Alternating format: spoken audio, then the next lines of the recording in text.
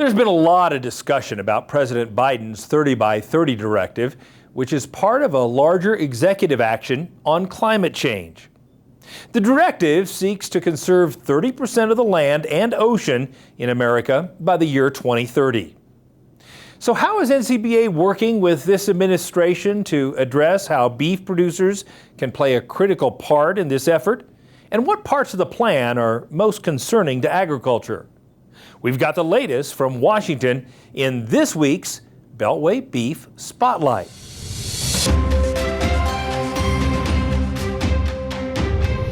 Perhaps no other issue since the beginning of the Biden administration has concerned producers around the country quite as much as 30 by 30.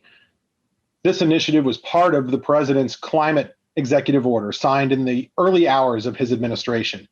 And in the months since, we've been hearing from producers around the country all of the different reasons that they're concerned about this proposal, whether it's violations of private property rights, more land designations, either on public lands in the West or on private lands around the country, or use of tools like eminent domain to close out cattle production operations around the country.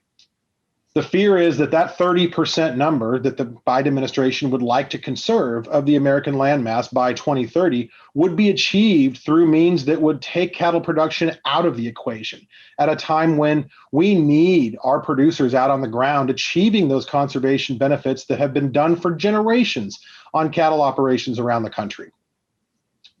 Just last week, we finally saw the first real details of the Biden administration's 30 by 30 plan, which they're now calling America the Beautiful.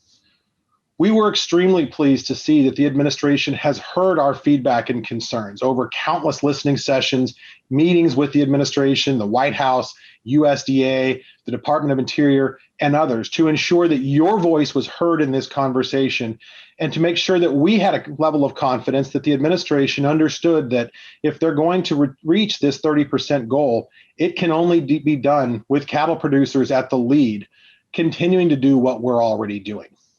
I'm pleased to tell you that in the initial inspection of this report and the direction USDA and the White House intends to go here, they do intend to lead with an acknowledgement of the importance of working lands. What we're hearing from them is they do intend to start by really getting a handle on just how much conservation benefit is already being achieved by our producers around the country. This is great news, and it's a really good first step in making sure that as the Biden administration pursues this goal, we don't end up being a casualty of this initiative rather than a beneficiary of it. Now, just because this is a good start doesn't mean that we're done here. We're going to have a lot of work left to do. We're going to have a lot of areas of concern that we're going to need to continue talking to this administration about, continue expressing your viewpoints and ensuring that your voice is represented at the table. Things like changes to grazing rights in the West, establishing new migration corridors for wildlife that could be problematic for our producers around the country, or any other large land designations that could change the way our multiple use landscape looks like, are all going to be things we're going to need to ensure don't negatively impact cattle producers around the country. But today, as we've reviewed this initial outreach from the administration on this effort, we are pleased to see that they've heard our concerns, they've responded to them, and they've made it very clear that they intended to continue keeping us at the forefront of this conversation so that agriculture is not negatively impacted. Rest assured, NCBA will be ready to defend your private property rights and your ability to continue producing the highest quality cattle and beef in the world on your operations, while also doing it in the most sustainable way possible for generations to come. Stay tuned, and we'll have more about this in the coming days, weeks, and months as the administration continues to develop this initiative. And we'll be the first to let you know if there's anything new of concern that we need to react to as an industry to ensure that we protect how we do business around the country. Thank you.